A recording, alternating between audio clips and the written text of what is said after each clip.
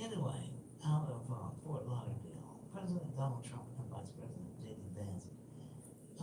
And the AP says a heated exchange. I would say it was they ganged up on him. It was an ambush. It was a total ambush with Ukrainian President Volodymyr Zelensky in the Oval Office in New York on the war in Ukraine, accusing him of not showing gratitude. Oh, come on. Bowing and a scraping. You know, I've been telling y'all about this bowing and a scraping that has to happen. He didn't do the complete bow, and he did not scrape. Yeah, he didn't kiss the ring. Oh, you know, you're gonna bow and scrape, okay? Like he's a king. Yes, that's what I'm saying. Um, and he didn't show how grateful he was. I don't know, the man is on his hands and knees and watching tens of thousands of people die. What on earth do you expect him to do? Come over and clean the windows? I mean, please, y'all, please. But it was just so ghetto. It was just ghetto to the maximum, or trashy, or whatever. But it was just, it was really beneath our country. And a lot of the things that we are watching and experiencing, in my opinion, are beneath our country. And I know there might be somebody way back in the waybacks that did something crazy like that. But that was just, and to put it on television, That was the whole point. The whole point was to get him to do it in front of the country, in front of the world, and sort of just try and embarrass him.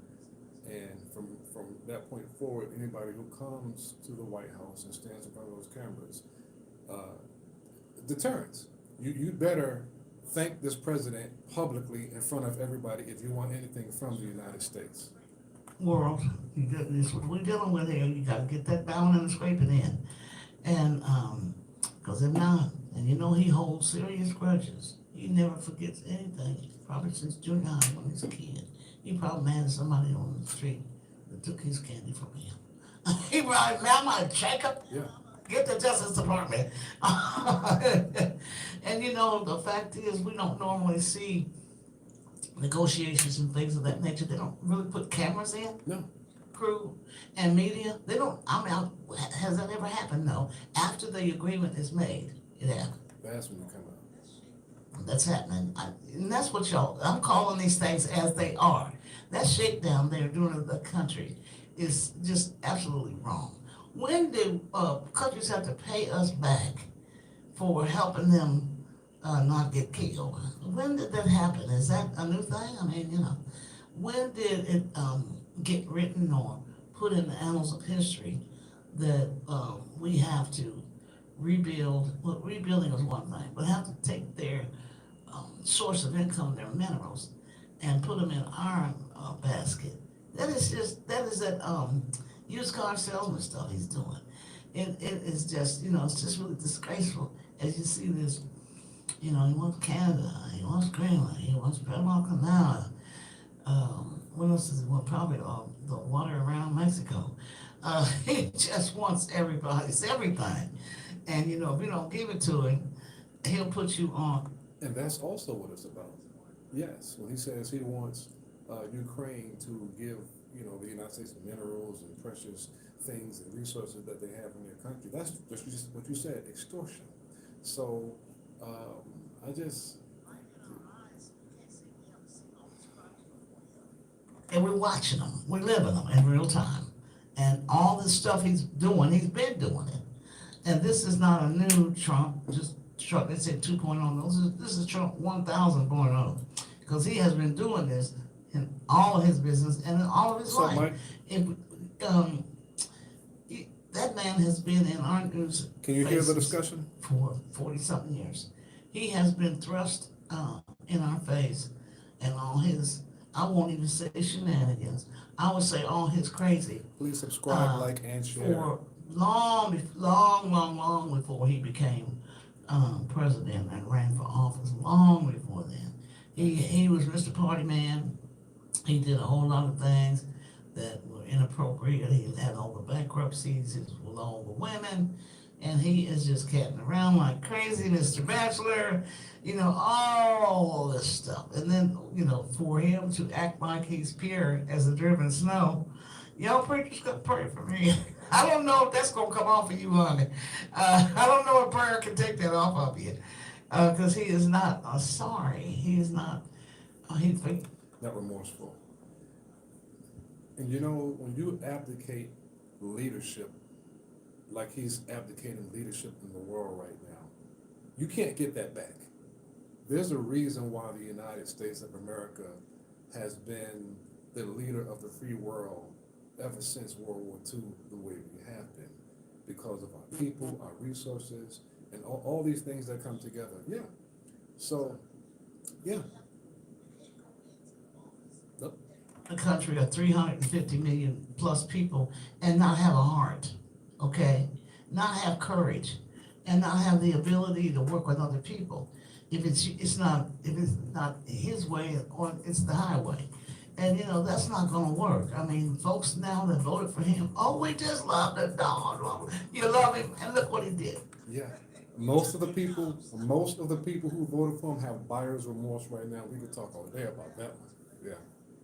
Y'all bought the horse, so we got it right. Especially with the closures. I just read and heard today about the closures of Social Security offices all around the country, especially at the Weather Service, and especially in red states. You're all about to lose your access to so many government services. They didn't see that coming, did they? They can't use it, or there's nobody there to answer the phone. We'll talk about that later on in the hour. But I just felt like in our American history, we have never ever experienced or seen the head of our country. It was almost as if this was a scene from Trump's life, 2025, set in the White House. Yeah. Starting, J.D. Vance gets a part in it, and here we go. Scene one, action. That's exactly how that looked. It looked staged as it could possibly be, and if you say anything other than that, you're not being honest. Let's take a time out, and we'll be right back. You're listening to What's the 411 with We're in a break. Sharon K. Want to give your opinion today? I'll be back The live phone on the lines radio are in open. 2 minutes. Give us a call at 329-8810. 329-8810. What's the 411 with You're Sharon welcome to call K in, by is the brought way. to you by Terry W. Jones, independent agent, State Farm Insurance. Life insurance is one of those subjects that makes people want to change the subject rather than admit they probably don't have enough. That's why State Farm agent Terry W. Jones focuses on how the benefits of life insurance We're in a actually quick break. live on by asking Thank you all for people to joining me. think in Please terms of like, share, life and without having to subscribe. sell the house, insurance, or life without having to give up college, insurance. Find out how the benefits of life insurance can live on for your family. Call State Farm agent Terry W. Jones in Nashville at 615-256-6066 or online at terrywjones.net and put the life back in life insurance. Join us on Thursday, April 3rd, as we celebrate the 3rd annual Lorenzo Washington Day Gala, benefiting the Jefferson Street Sound Museum. The special evening gets started from 6:30 p.m. to 9 p.m. at the Millennium Maxwell House Hotel. This year, the Jefferson Street Sound Museum is pleased to honor country music trailblazer D. Ford Bailey. Other honorees include Thomas Kane, James Watt Watson, Mike, Irene Turney, Papa Turney, and Miss Zeke, and WFSK's very own Sharon K. For tickets and complete details, visit JeffersonStreetSound.com. This has been a reminder from community-minded Jazzy 88 WFSK. Support comes from Silver Sands, a Nashville tradition for over 75 years. Enjoy homemade Southern-style food for breakfast, lunch, and dinner at Silver Sands, 937 Locklear Street. Open Tuesday through Friday from 6:30 a.m. to 2:30 p.m. and on Sundays from 11 a.m. to 3 p.m. Family owned and operated, Silver Sands Soul Food. I'm made from producing scratch as well daily, as on the air including live. baked or fried chicken, beef tips, turkey and dressing, greens, spinach, sweet potatoes, mac and cheese, hot water cornbread, and much more. For more information, visit silversandsnashville.com. Keep up with guests and topics on What's the 411 with Sharon K. Friend us on Facebook and Twitter. Search under Sharon K's 411. It's What's the 411? Here again, Sharon K. Alrighty, Nashville. Sharon K is in the house. Mighty glad to be on. Jazzy 88 WFSK Historic Fisk University. And the month of March, as many of you know, is Women's History Month. And we went from Black History Month to Women's History. Yeah. I don't care if Trump wants it to go away or not. It doesn't matter. If they still celebrated the State of Virginia General Robert E. Lee Day, I mean, come on, you Confederate. They're not trying to give that up, are they? When I lived there, I was like tripping on that. It was just like a lot. Anyway, let me go to Washington. Tariffs are terrifying for some, and we know in this country very well. Ongoing tariff threats from Washington potentially sweeping government jobs, the cut that have darkened consumers' moves. Of course, we're gonna be darkened $12 for a dozen eggs. That's $1 an egg. A loaf of bread is what, $30, $40. It's up there. It's just crazy, and it may be weighing on an otherwise mostly healthy economy. The data released over the weekend showed that consumers slashed their What y'all think spending about the economy? by the most since February 2021, when we were in the pandemic, even as their incomes rose. On a positive note, inflation cooled by President Trump's threats to impose larger import taxes on Canada, Mexico, and China. The United States' top trading partners. Just cut your seat, throw them underneath the bus. Why?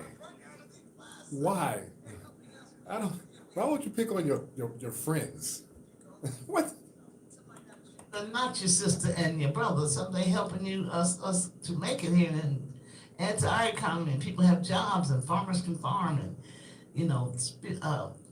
we have items on our shelves. I mean, it's just like that is so insane. Why do you go after your friends and then love on your enemy? Yeah, that is crazy. But yet Republicans are cheering it on like rah rah rah. It's nuts, and that was going to push our prices higher, as many economists say. And some of y'all have noticed it yourself. Some companies are already planning to raise prices in response. Americans cut their spending by 0.2% in January from the previous month. The Commerce Department said on Friday, likely in part because of unseasonably cold weather. Yet the retreat may be hinting at more caution by consumers amid rising economic uncertainty. Yeah, the rent's up, everything's up. That he was going to fix it. He didn't have time because he was hooking up with Vladimir. Yeah. With Vlad over there hanging out with his BFF. Economists noted that inflation would likely keep cooling, but the How do y'all feel could about this be economy? upended by tariffs. You like the prices of eggs? The president said on this week he would impose 25% duties You don't on have to imports just listen. from You can Canada comment and here. Mexico, though just 10% on oil from Canada. So gas is going up. There we go. He also said he wanted to double the current tariff on imports from China to 20%. Trump is calling, there's probably no tariff on Russia. Of course not. He'll reverse those tariffs because Biden put those tariffs on Russia. So we'll see how long it takes. There it is. He's going to take them off. Shortly. Trump is also calling for widespread layoffs of federal workers, as many federal workers around this nation know, which could cause hundreds of thousands of job losses and potentially lift the unemployment rate, which has been pretty good the last 4 months. Yeah. Randy Carr, CEO of World Emblem, says the tariffs if imposed will force him to raise prices and cut jobs. World Emblem makes patches, labels, and badges for companies, universities, and law enforcement agencies. So this is going to just blow through every facet of our economy, every single solitary facet of it. The 25, and also out of Detroit, the 25% tariff on most imported Canadian goods that President Trump plans to impose. Canadians are probably so sick of us, and we feel you. We understand. And it's touched off a range of emotions along the world's longest international border. Let's just get on our border with our friends and let's just run over them with a bus, and then put it in reverse and hit them again. I mean, this is a beatdown to that country that we've never had a beatdown on. But, they've been quietly our supporters and our friends. And, so I don't know why. Why do you beat the hell out your friends? And be good to your enemies. I mean, that is just like. Here's what I think is going on. Here's what I think the long game is. Communities on either side of the line that divides the United States and Canada are closely intertwined. Yeah, they are. Residents of Skagway, Alaska, shop in the capital of the Yukon because it's easier to get there from Juneau. Auto parts sometimes travel multiple times between Detroit and Ontario. Well, Detroit, they really gonna understand this real clear. Craft beer makers in Buffalo, New York, use Canadian aluminum cans. See, you're hitting the beer drinkers now, okay? You are hitting the beer drinkers. Oh my goodness. The director of the Border Policy Research Institute at Western Washington University says a trade dispute will produce far-reaching efforts from price increases to longer waits at border crossings. So, go on and say what you got. Yeah, my suspicion is, and we've already begun to see this with Elon Musk, that these areas where he's creating these issues and these problems, this is where and why you see a lot of these Republican lawmakers falling in line, especially if you have a business that fits the mold where you can now step in and get yourself a government contract. So with Elon Musk all of a sudden saying that SpaceX is, we should just get a contract with the federal government to start hiring and start, he's going to get, that's another contract that he has. Exactly. Moving from our government into his pocket. Yep. Trump's pocket. That's it. This is the fleecing of America. We are watching it. The world's biggest grift. That's exactly what's going on. And the DEI, and this is where, and we both love white women. We both love white people, but we understand now that with some of them, right, that y'all really dropped the ball in this last election, because now that you've got it making it more difficult for, especially white women who had an opportunity to break their will, shout out to Game of Thrones, where you could have reset the table with Kamala Harris in office, who would have made sure that you got equal pay for equal gender and all those things that would have come down the pike. Now you go back down the totem pole for all these white men who have these companies, who run Congress, who will now begin, like Elon Musk, to get themselves enriched further with all these government contracts, because they're going to blame everything on the prior administration and blah, blah, blah, blah, blah. And you're going to see all these lawmakers come to the table and try to enrich in their own coffers. And that's the game that's being played here. They are doing it to the maximum. And that's what the problem is. They're doing it and they're making the decision, so it's easy for, it's like take a vacuum cleaner. It's going to take up everything it sees in the area that you pointed. And that's what Musk is doing and Trump is doing. Wherever you point the vacuum cleaner, they're going to hose it out. And seeing that, it should break our hearts as Americans, while they turn their backs. Yeah. People who have no money, they want to take away the benefits of people who only get a couple $100 a month from the government. And then one of the senators to stand there and talk about them like a dog, including Marjorie Taylor Greene, as if they can't hear you say all this, and talk about them like a dog, like they don't want to work, get a job, tell them all this stuff and selling wolf tickets, and then going to say they're sitting on the couch eating Cheetos. Look here. Those people are working like everybody else. Why do you assume because people need government assistance that they're laying at home? You can't live off of no $400 a month in this world. You cannot do that. I mean, like, where is this place, this fictional place, where you can live off of them little bitty government dollars?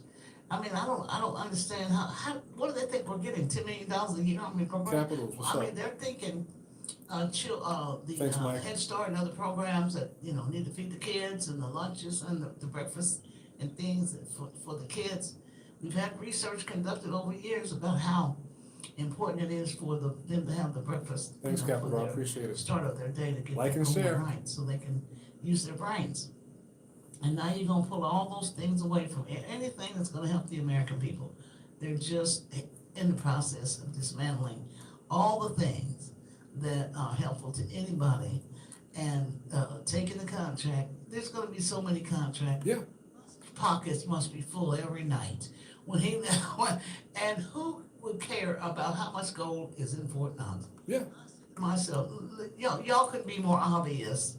I think from the grave, Ray Charles could see this from the grave, okay, that y'all are so obvious with this theft that is going on, and now he wants to Musk, he want not really explain any of the great things that he's actually done. You mean the guy who goes to the White House without a suit? Yeah, t-shirt, baseball hat. Got his kids crawling all over the floor and all over the Oval Office table, cussing. That's all cool because he has money. He's allowed to do that. But I'm talking about the stuff that is so blatantly obvious. He has been just using his own platform. I knew there was a reason why he bought Twitter, and it was not to just play twit with all day. It was to have his own globe Yeah. microphone. That's what it is. Because he just is on there just all night and all day like Trump. But I heard that he might be getting a contract for SpaceX. Yeah. They already had a contract they wanted to for Who's gonna stop him? Yeah. millions of dollars to buy Teslas. Now, a good portion of Musk Who's gonna stop money Elon Musk those are from government now dollars getting to a start big here. fat government contract to He now has used our control dollars the to make airports himself, around the country? as Come on the- now, are y'all catching all the this? world's richest man, who has the smallest heart. He has used that money to then invest in and make other businesses and do other things, but he's also learned the fine arts of how to get the government contracts. And if you buy a president for $250 million, you too could be in the spot he's in. But since none of us out here can do that, but he was able to buy his way in a ticket into the administration and have more power at times than the president. And hasn't shown us yet where this abuse is, this fraud. No, he hadn't shown anything. He just tweets it. Found this fraud, found this fraud, found this fraud. You're fired, you're laid off. That's all he's done. He hasn't proven anything. If we didn't deal with his contracts alone, the United States could save billions of dollars. If we did not have him in the pockets of America, he owes us a great big applause or a thank you because we have helped line his pockets mighty good. And before he leaves, he already done seen the gold up in there in Fort Knox. Now, ain't nobody that even thought about going to see the gold. Who you heard say they wanted to go see the Fort Knox gold? You hadn't even thought about it. No. Fort Knox. All about that. But why would that be on your job description? And people are hungry, losing their livelihood. They're already traumatized to the ceiling and beyond. And then you're worrying about, is there any gold bars left? And then trying to insinuate that it's probably gone. I mean, he's just, if it's gone, he took it. If it's gone, he took it. The funniest thing in the world is to now watch a lot of these Republicans, regular, ordinary people who voted for Donald Trump, now posting all over the place, where are the Republicans? And I'm sitting here going, really? Really? In other words, they're just upset, like they're not gonna stop this. Yes, yeah, but y'all voted. Like, do y'all not realize that your own constituents, the people that y'all put in office, the people that you voted for on your local level, are the people who are going along with all this stuff? They won't even have a town hall meeting now. Never had a town hall. This Tennessee, I don't recall Tennessee ever having a town hall, and ever caring what we think anyway. Yeah. I might have been in Which administration before, but not lately. Which, by the way, if you're a Democrat and you're in office, I'm just saying, the head of the DNC here in Tennessee, I think now would probably be a great time for you to start going into some of these Republican cities and or strongholds and start holding town halls. They need to have town halls in these Republican areas. I'm talking here, at least in this state, but we'd see more of that. We could see more of that groundswell that they need to do it. They need to do it. Now is the time.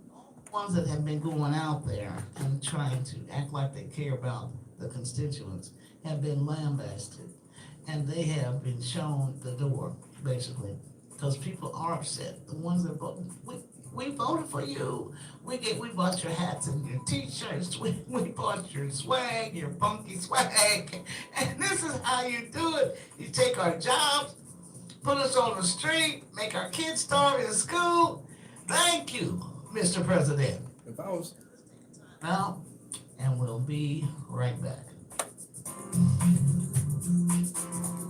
You're listening to What's the 411 with Sharon K. Want to give your opinion today? The phone lines are open. Give us a call at 329-8810, 329-8810.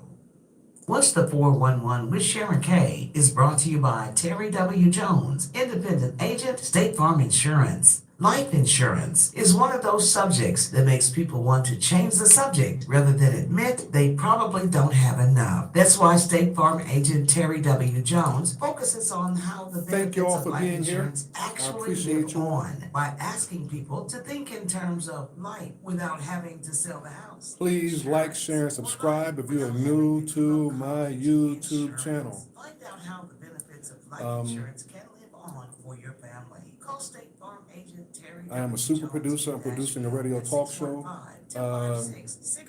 We're on every Sunday morning at this time, 7 a.m. Central to 8 a.m. Central. And this is news and headlines. So I'll be live for another 20 minutes, because at the top of the hour, we're going to switch gears and we're going to interview an author by the name of Dr. Walter Strickland II. And he is an associate professor of systemic and contextual theology at Southeastern Baptist Theological Seminary.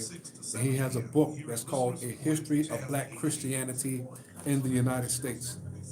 So since I won't be talking back and forth, I'm not going to air that.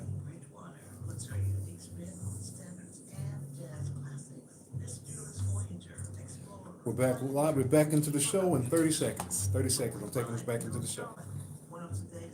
And if you have a question or comment, just drop it in there. If I don't catch it right now, when I come back later on, I'll respond.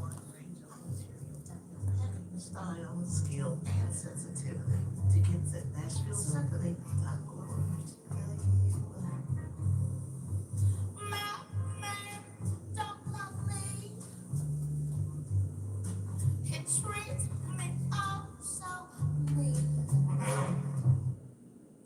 Keep up with guests and topics on What's the 411 with Sharon K. Friend us on Facebook and Twitter. Search under Sharon K's 411. It's What's the 411? Here again, Sharon K. Alrighty, Nashville, Sharon K is in it. We in the house. Hold on, in the center. At least on this side. And I'm glad to be on Jazzy 88 FSK Historic University. Now, 8 o'clock, new book, new author, interesting he's associate professor of systemic and contextual theology at Southeastern Baptist Theological Seminary. See, that's that whole subject. Yes, it's a doozy. I had to do it 10 times when I was cutting the program. Gotta have a little coffee before you do that, yeah. Those words, the same.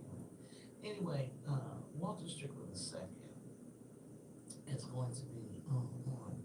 He has a fantastic 2-volume set called Swing Low. And we're going to talk about a portion today of volume 1. It's the history of Black Christianity in the United States. And we're going to have to probably cut this volume. Yeah, that's two thick books. Thick books. But it's important information. So I don't want to just give it 30 seconds and boom. This is very, very important because people have got to know their history. Because we're not trying to repeat it. Okay? We have got to know our history and not be afraid at all to find out and pass it on to our children so that they know as well. So I haven't decided yet how I'm going to cut him up, cut the book up. But we will, after today, Every 90 days? taking long enough to get myself together. Well, I gotta check the schedule because we book in advance. And it does stay full this time of year. So we'll see how he, 90 might not be enough. Might have to be 60. So you will be able to retain the knowledge that you got the first time. Hopefully you will retain some of it and we'll find his 2-volume series quite interesting. And I'll tell you, when I first saw the title, before I even knew a whole lot, the book is called Swing Low. I just thought about a church song, gospel song. That's what I thought. Swing Low, Sweet Chariot. Oh my goodness, that's what that's kind of what I was thinking. So I really was. Jubilee Singers. I saw the title, I'm like, this might be something good here. And then when volume 2 arrived, I'm like, oh Lord, this man has done some deep research here. But anyway, that's the name of the show, is What's the 401. So we try to know as much as possible. Now, a couple of quick things. The month of June, is our festival. And the planning is going on in between all these other stuff I'm doing. And I will not be telling y'all who's in the lineup, so don't call me and ask me and don't ambush me. You say, who's in line? Tell me. Not yet, it's too early. But we will hope that you keep us on your schedule for the end of June. And if you've never been here for this one, okay, and people get this one and the one that Miss Hurt did a couple of years ago when she rented or traded or whatever they did for the track. This is not that. This is a WFSK Fisk University produced event paid for by WFSK and sponsors. And the university's name is on it because this is their station. It don't belong to Joe Blow, baby. This is university station. So we hope that you will come and bring your chairs, lawn chairs. I know a lot of people from year to year that we see come out have their favorite tree spot or their favorite spot where they know where, when the sun goes this way, they do. And it's very interesting to watch them find that particular sweet spot. And I'm really, really happy that I've been asking questions about it and things so that people remember and have had an enjoyable time. This is, the first one was in 2016. We took a 2-year break from COVID. So this was almost going on 10 years. And you've never been, so don't talk to me. Number one, don't talk to me. I have to holler at you. I'm not, you have never been? Oh, okay. And you need what from me? Next. Next. When that's the case, I don't know when that was supposed to hit, but it hit somewhere. That, and that happens because you play music and you work in different areas in the church and all. And, they haven't paid attention to what you're doing until they need you. Yep. And it's a bing, bing, bing. It's like interesting how those things go. But, at least they need you. At least you need it. Not hate it. Anyway, this one took everybody in. I know exactly where you're going. this one really took us, everybody's just breath away when they heard about this tragic news about Angie Stone out of Montgomery, Alabama. It happened. Grammy-nominated R&B singer Angie Stone, a member of the all-female hip-hop trio, The Sequence, also known for the hit song Wish I Didn't Miss You, was killed early yesterday in a car crash. She was only 63. That right there was enough to just make you sit down, knowing that. That was awful. About 4 a.m., the vehicle she was riding in back to Atlanta from Alabama flipped over and was subsequently hit by a big rig. Oh my God. Music producer and Stone's longtime manager, Walter Millsap, told the Associated Press in an email that everyone else in the cargo van survived except Angie Stone. That is really something. That right, just to dwell on that, the only person in a van full of other people, and she's the only one. Whew, that's deep. That is very, very deep. The Alabama Highway Patrol said in a news release that the 2021 Mercedes-Benz Sprinter, the Sprinter van turned over on I-65 about 4:25 a.m. Angie Stone, man. before being hit by a 2021 Freightliner Cascadia truck driven by a 33-year-old man from Texas. And you know that's on 18 big 18-wheelers. You hit by that, you toast, you know. Angie was pronounced dead at the scene, according to the Highway Patrol, but the crash was about 5 miles south of the Montgomery city limits. And, you know, that's just real close from here to here. The Sprinter driver and 7 others in the van were taken to Baptist Medical Center for treatment. Officials continue to investigate the cause, and we'll be watching for that. Millsap said he learned the news from Angie Stone's daughter, Diamond, and longtime The Sequence member, Blondie. She says that, daughter says, never in a million years did we ever expect to get this horrible news. And Diamond and Michael Archer said in a statement shared by the SRG group that we are still trying to process and are completely heartbroken. As I know that was just terrifying news for them. That's my mama's good. What? Now she's trying to get her income. According to the manager, they are truly devastated by this unexpected and unfortunate tragedy, and there are simply no words to express how they feel. Angie Stone was scheduled to perform at the halftime show of the Central Intercollegiate Athletic Association Men's Championship basketball game on Saturday.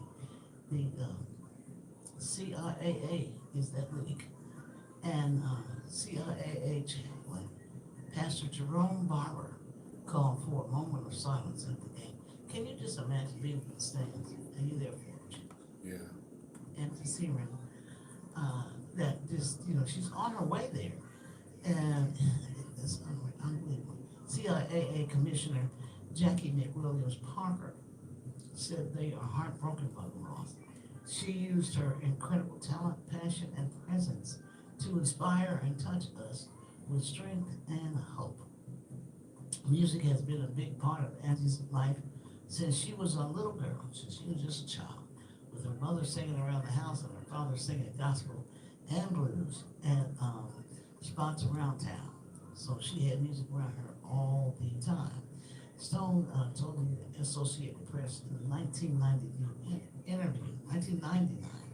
Oh, that was sound like 1,000 years ago. That she said, "I'm an only child, so my dad and my mom are my life. And when I was a kid, I looked up to my dad, and he was very influential in what I wanted to do." That's what you see. Parents, y'all play a traumatic role in the life of those children, for sure. Years later, after being hospitalized for congestive heart failure, I had forgotten about that. And she changed her life, dropped more than 40 pounds, and started eating better. She told the Associated Press at the time she was just happy to be alive and making music. She went on further to say, I feel complete. I have a new love, a new album, a new outlook, and a profound joy. A few years later, I was unhappy, depressed, not happy with the label's efforts to market me. Man, that makes all the difference in the world right there. I had to still manage to uplift my audience. That's a tough job. That is really a tough job. She went on further to say, that was back in another interview they did in 2007. Now I feel like I'm on my way to happily ever after. I've been in the business since 1979. Man, Lord have mercy. I've grudged and drudged. Now I can finally say I feel like I've arrived and mean it, my Lord. And to get that far and to do that much and then tragically lose her. She, a singer-songwriter, created hits like No More Rain in This Cloud. What? Yeah. Yeah. One for 10 weeks. I was doing R&B at that time when that song came out. That was in a regular rotation. That's it. Yeah. Mercy. That's old school juice right there. Y'all know that song right there. That was just one of those songs that make you think about it. What do you mean? Oh, well, listen to the song. She wrote the lyrics. She tells you. But that is substantial. 10 weeks at the top. That's 2.5 months. And being number one, that is a very difficult task. Very difficult. Because that's a nationwide Billboard's charts, airplay charts, nationwide across radio stations all across the country. That is really just unparalleled. She was Baby, song she was well known for with legendary soul singer Betty Wright. And it was another number one hit. And, just hit after hit. And Wish I Didn't Miss You and Brother. So, and she also found a sweet spot in the early 2000s as neo soul began to dominate the R&B landscape with the emergence of singers like Erykah Badu, Jill Scott, Maxwell, and D'Angelo. Her 2001 album Mahogany Soul reached number 22 on the Billboard 200, while 2007's The Art of Love and War peaked at number 11. A church-grown singer, born in Columbia, South Carolina. She helped form the group The Sequence. Do you remember that? I don't. They were the first all-female group on the hip-hop trailblazing Sugar Hill Records. Well, you wasn't even born. Well, you were just a baby during the Sugar Hill Records time, Lord. That's why, because I don't remember the sequence that much. I have to go back and You have to listen to it and see. Okay, I remember that one. Yeah. because Sugar Hill Records is not even around anymore. She, at that time, became one of the first female groups to record a rap song. Okay? First and foremost, before all the rest, Before Salt and Pepper. everybody. Roxanne Shante. Auntie Dolly All right, Roxanne Shante. already cut through the rock before they were born. Because Sugar Hill goes back. It does. That's the old school music, y'all. I'm not trying to confess, my love for it, but old school back in the days. Party. Anyway, the group recorded Funk You Up, which has been sampled by numerous artists, including Dr. Dre. And I hope he gave her a nice chunk of change. I'm sure he did, otherwise he would have sued him.